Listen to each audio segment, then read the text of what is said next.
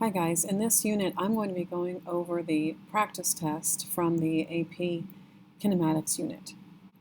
The first question shows a diagram. The diagram shows a uniformly accelerating ball. The position of the ball at each second is indicated. So they have the seconds laid out, they have the distance laid out on the bottom. You can see it's accelerating because they are getting farther and farther apart. The first question asks, what is the average speed of the ball between 3 and 4 seconds? Well, remember that our formula for average speed is change in distance over change in time. So if we're talking about between 3 and 4 seconds, that's 1 second. And between 3 and 4 seconds, it went from 9 to 16 or 16 to 9. So 16 minus 9, so that is 7 centimeters per second. Question number 6, which of the following is closest to the acceleration of the ball? Well, for acceleration, we really need to have an equation for this. And so let's think about what we know. We know the initial and the final velocity, or excuse me, the initial final distance. So the change in x is 25 centimeters. We know the time. The time elapsed is 5 seconds. We know the initial velocity is 0. And what we're looking for is what's the acceleration. So if we look at our equations, let's find out what equation could we use that would use these variables and solve for A. And so I'm going to use this formula. This is also the formula that I had mentioned in the notes one day, that if you know that the initial velocity is 0, then this actually gets crossed out, and so then you just have this formula. We are solving for A, and we can either just plug in right now and solve for A. If you wanted to, we could sort of solve this a little bit, and I'm just going to take a second to do that just to get an idea of how to do that type of thing. So for instance, if I want to solve this for A, because I'm trying to find acceleration, I'm going to multiply by 2, and then I'm going to divide by t squared. One thing in this class that we will do a lot of is manipulating equations like this, because if you can do that, you're going to be able to solve for different variables, and then you can see relationships a little bit easier and a little bit more, a little bit differently. Okay, so now I'm ready to start plugging in some numbers. I do want to mention that the answers here are all in centimeters per second, so I don't actually need to change over any, like the 25, I'm going to leave that as a 25. All right, so my equation over here, I have 25 centimeters, and in my denominator, I have 5 seconds, and that is squared. And so in my numerator, I have 50, and my denominator, I have 25. I divide that out, I get 2, and again, I left it in centimeters. This is centimeters per second squared. That is C. Okay, this diagram goes with number 3, or number 65. 3 stones of different masses are thrown vertically upward with different velocities, 1v, 2v, and 3v respectively. The diagram indicates the mass and velocity of each stone. Rank from high to low the maximum height of each stone. Assume air resistance is negligible. Okay, that thing I was talking about a minute ago about manipulating equations, we're going to use that here. We're going to use that a lot on this practice test. So I'm going to stick with that same equation we used a second ago. I'm going to use the delta x. Okay, our initial velocity is not 0. I know that when it's sitting here, it's 0, but the initial velocity that we're talking about is that instant that it gets thrown upward. And so the initial velocity, it does have initial velocity. I cannot cancel out my velocity on this equation. Since this question is asking about the height, what I want to do is I want to take a minute to take a look at this specifically in terms of height. So I'm going to leave it as a delta x here. Well, actually it's a y, isn't it? But either an x or a y, I'm talking about my height. I'm going to do something. I'm going to go ahead and plug in my 9.8. And actually on the AP test, when you're talking about gravity, you can use negative 10 meters per second squared instead of negative 9.8 meters per second squared.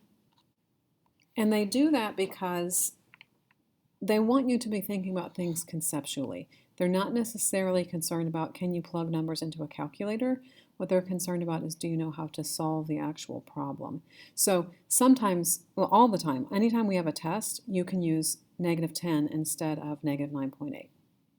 Okay, so with that information, I'm going to plug in a -10 here. And I'm just going to take a second to solve this or work this out one more step. And so what I get is that the delta x, or in this case the height, we're calling this height. So delta x is our height. The height is dependent upon the initial velocity times time, and then also depends more on time. If you were thinking about the masses actually are not relevant. We don't care about the masses. If we look at our equation, there's not a mass in our equation anywhere.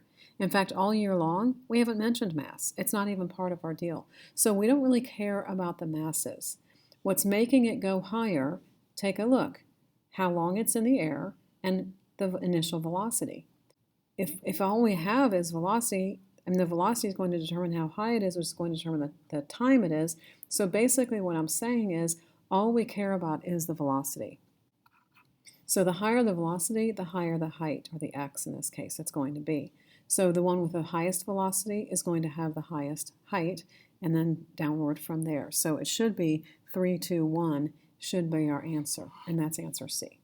Okay, number 66, a rubber ball bounces on the ground as shown. After each bounce, the ball reaches 1/2 of the height of the bounce before it. If the third time the ball was in the air between the first and the second bounce was 1 second, what would be the time between the second and third bounce? Okay, so we've got a couple things going on here because we have height, which in our equation is delta x, and then we've got time, and this question is asking about time. So really what we need to do is be paying attention to how the time and the height are related to each other. I'm going to take that same equation that we had just a minute ago. That is that delta x equation. So here's our delta x equation.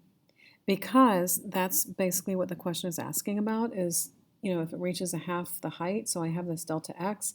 But actually, the final question is asking about what would the time be between the second and the third bounce. So I essentially need to solve for time in this case. Here's what I'm going to do. I'm going to subtract my initial velocity times time. I'm going to multiply by 2, and I'm going to divide by a. So I get t squared is equal to 2 times delta x minus VOT all over a. That's an a. Okay, let's talk about the diagram for just a minute here. This height, we could call this y or delta x. Let's say this is delta x, because that's what it is in our equation. This next one says it's half as high, so this is 1/2 delta x. And then this one is half of that, so it's 1/4 delta x. And it says the time the ball was in the air between the first and the second bounce was 1 second. And so now we want to know what is the time between the second and the third bounce. So if the time between the first and the second bounce was 1 second, now our question is what would be the time between the second and the third bounce? So, well, the difference between those two distances, because we have this in our equation is this distance. So the time between the distances is going to be basically like 1/2. Like, let's call this equation the time between the first and the second bounce. And let's say that that is 1 second. Maybe I should go ahead and take the square root of this so you can see what's going to happen here. I'm going to take the square root of this side and the square root of this side. So now I have t equals 2 times delta x minus VOT all over a, and that is a square root. Okay, so if my delta x now, instead of being delta x, is now 1/2 delta x, what has happened in my equation is this is the original bounce between the first and second bounce, that's 1 second. Here we have this, and the only thing that's changed, the 2 is the same, the delta x is the same, the VOT, the a, all those are the same. The only thing that's changed is I put in a 1/2. Okay, well, if this one was equal to 1, I'm going to come down here where I've got some more space. Okay, if all of this is equal to 1 second, and then I come over here and I change it, but the only thing that's changed is that 1/2, then basically this is going to be the square root of 1/2 as big as the other one, right? Because this is a certain quantity, this is another quantity, and all I did was change this 1/2. On your calculator, what is the square root of 1/2? Square root of 1/2 is 0.707. That means that this time, if this time was 1 second, this next time is 0.707 seconds. And so that is this answer, answer B. Let's look at number 67. The driver of a car makes an emergency stop by slamming on the car's brakes and skidding to a stop. How far would the car have skidded if it had been traveling twice as fast? Okay, this is going to be similar to the previous problem where we are comparing two quantities, but we don't really have numbers necessarily involved. In the original problem, we know that the final velocity is 0. We know that the original velocity is just v sub o. That's what we're going to call it. We are needing the distance, and there is some kind of acceleration going on. We don't know exactly how much, but there is acceleration going on. The driver of a car makes an emergency stop by slamming on the car's brakes and skidding to a stop. So that's our v sub 0, or our final velocity is 0. How far would the car have skidded? That's the delta x. How far would the car have skidded if it had been traveling twice as fast? In the initial problem, our initial velocity is just the initial velocity. I'm going to use this equation. This is the equation that we use when we don't have time. Since time was not mentioned anywhere here, I'm going to use this equation because it doesn't have any time in it. The question is how far would it go? So I need to rearrange this and solve for the distance, because how far would it go? That's a distance question. So let me rearrange this. All right, so I rearranged my formula, subtracted that v sub o squared from both sides, divided by 2a, and I got this as my delta x. This is how far the first car would have gone. The question next is how far would it have gone, would it have skidded if it had been traveling twice as fast? So which variable do we need to change now? Now our v sub o needs to be 2 times the original v sub o from over here. I'm going to use the same equation, and I'm just going to plug in this 2 v sub o. In other words, I'm going to have v sub f squared minus 2v sub o squared all over 2a. Okay, so once again, if we compare these two equations, what's the difference? The only difference is I have this 2 in here. So does that mean it's going to go twice as far? No, it's actually going to go 4 times as far. So the answer here is A, 4 times as far.